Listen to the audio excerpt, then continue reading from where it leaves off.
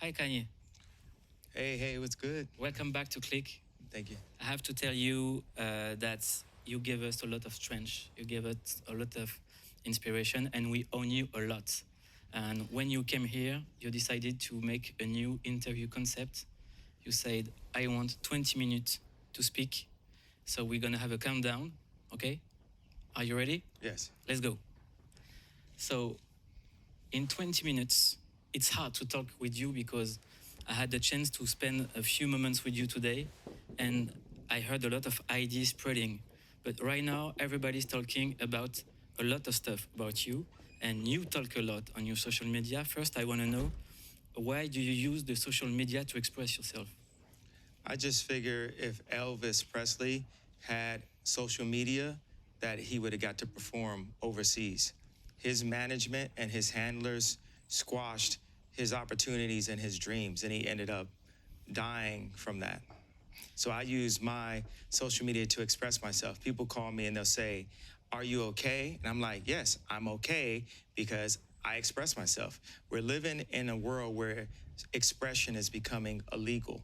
They try to make it where you can't have an opinion, or people have their own political opinion, social agenda, and financial control ideas that they want to put out. And if you disagree with that, then you're the person that's at fault. If you actually have a difference of an opinion of what the media is putting out, then then they have a group set of people that will go up and attack you. Do you think that today you're stronger than the medias?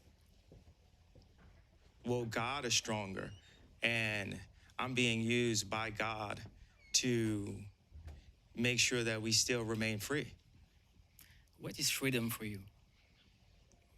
Uh, freedom is expression. Freedom is family. Uh, Freedom is focus. Freedom is clarity. Freedom is organization.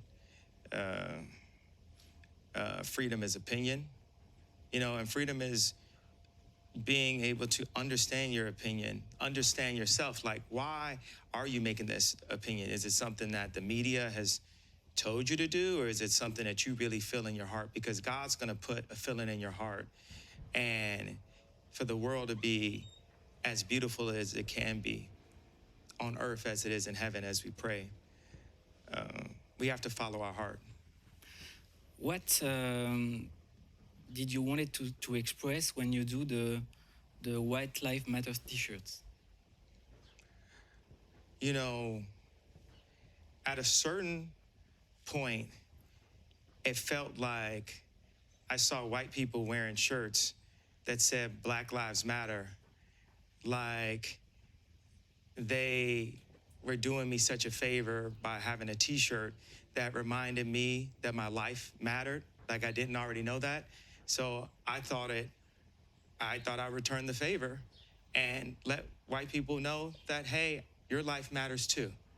It's sort of like when random people will see the documentary, and the documentary was, the third chapter basically was saying, hey, we all love Kanye, but sometimes you got to turn the camera off on him.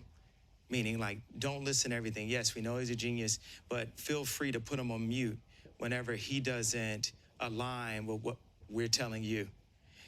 And so sometimes I'll see people at a fashion show and they say, we saw this documentary, and they say, are you good? And I'll say, are you good? So it's like Black Lives Matter, White Lives Matter. And it's just simple as that. Why do you say Black Lives Matter is a scam? Well, because it's proven. They had people who end up taking money from it. I mean, this documentation is out there. And just as Black people, we're going to need more than just a t-shirt and a $6 million home. We need what was promised to us. Much like how we never received our 40 acres and a mule, and that puts us in a position where we feel we have to abort our children, to the point where there are more Black babies aborted in New York City than born at this point. It was similar to at the Gap, they promised stores. At Adidas, they promised stores, and they didn't do what they promised. they felt like they could disregard what was promised. What's your position with all those companies? Because they made a lot of money with you. Adidas made a lot of money with you. Gap made a lot of money with you. Uh, what's your relation with them? Because you call out and you talk about them on social medias, and I would like to understand. Everything is not about money. When people say they made a lot of money, what does that mean that it's right? If people are selling crack and killing people with crack, does that mean that crack is right? If people are selling their bodies, does that mean that that's right? Does that mean that that's dignified? Does that mean that that's godly? These things are not dignified and they're not godly. With me, as the leader that I am, I need to talk to the heads eye to eye, and we have a respectful partnership, like in this situation.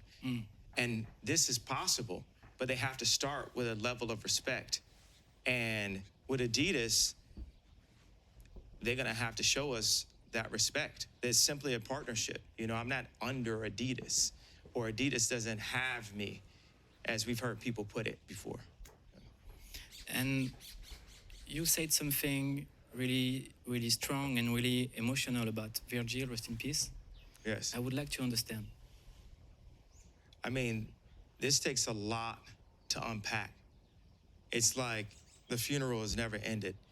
I wasn't allowed to speak at Virgil's funeral, and there's a lot of feelings with that. You know, Virgil came in to design as my assistant, and we worked on any and everything. We could work on shoes together. We could work on constructing buildings together because he is an architect. He was an architect. And we worked with Louis Vuitton, and Bernard Arnault offered me a deal after the Yeezy season 1 show to support the Kanye West brand, because we had 4 billion impressions, and it was the biggest fashion show of all time, like bigger than Victoria's Secret, bigger than Chanel. So Bernard Arnault had a meeting with me and looked me eye to eye and shook my hand and said, I'm gonna do the Kanye West line. And then Alexander Arnault went, and I said, okay, I'm gonna go to Adidas. Can I have a signed contract that this is happening? Because I need to tell Adidas to indemnify the apparel, because Louis Vuitton is gonna do it now. And they'd obviously be a stronger apparel partner because of their factories and their knowledge than Adidas would be for clothes at the level of clothes that I do. And Alexander Arnault said, my father never goes back on his word. Well, 3 months after that, they dropped the deal at the board. I did Yeezy season 2, and we didn't have a way to produce it. We didn't have a production partner. So we just made it, but never produced it, because we didn't have Adidas, and Louis Vuitton had dropped it at the board, as Alexander Arnault put. Then on the 3rd season, we took over Madison Square Garden. We played the St. Pablo album, and we took over the world. We had Naomi Campbell there. This is the first time that we showed, we've shown in theaters before, but we showed the show in movie theaters also. So even Nico, that's documenting my life right now, his first time he went to a fashion show was in a movie theater where he saw season 3, and we took over the world. We dropped the album, and I was there. Oh, you was it? Oh, beautiful, beautiful. It was a beautiful moment when the Vanessa Beecroft installation, the tarp came off on the end of ultralight beams, and it would be beautiful to show that moment right now. Certain things that I'm talking about, when we edit this in this format, we can show the moments. I want to show the faith, that part. Okay, so then we go to season 4, and the show started late. And this is a beautiful season. The designs that we put in the middle of the grass at the Louis Kahn Island end up becoming the inspiration for Skims, which is now worth $4 or $5 billion. That collection started an hour late, and the entire fashion world destroyed it. We were feeling sad about that. A couple weeks later, Kim got robbed in Paris. Then I was going back on tour. We ended the tour, and I told my manager at that time, Scooter Braun, I need to go to Japan. I'm exhausted. He said, you need to make some more money. We went on another leg of the tour, and 4 days in, I passed out from exhaustion, and I went to the hospital. And ever since that day, every day, someone can call me crazy, which is another way of saying turn the camera off on them. The people that were that were friends of mine, they still put it in the press. They didn't have to write in the press that I was going to the hospital. I have a lot of friends that went to the hospital. But if you put that stigma on somebody, it's like a mental Me Too. It's like where someone looks at you and they have to look at or just a random person can come up to you and ask you if you good. Like J-Lo can ask me at the Kardashian Christmas party, you good? I just want to make sure you good, right? So sometimes people call me classist when I talk about money, and I say, yo, I bring up money.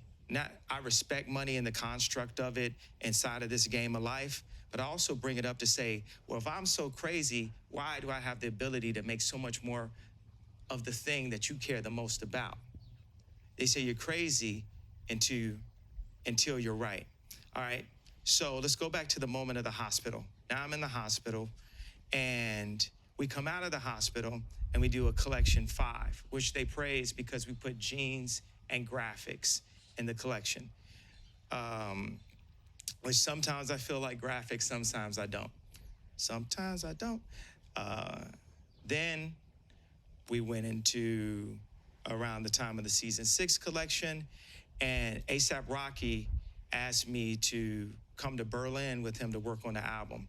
And we came out there, and it was me, Tremaine, Rocky, Jean Tuteau, and Virgil. And Virgil told me, hey, I'm thinking about going to Versace or to Louis Vuitton. And, I said, okay, that's good. So then Virgil goes to be the men's designer at Louis Vuitton, and I go, and we have this moment of this hug. No one knows that I had been offered the deal by Bernard Arnault. No one knows that the deal was pulled. I used to call myself the Louis Vuitton Don.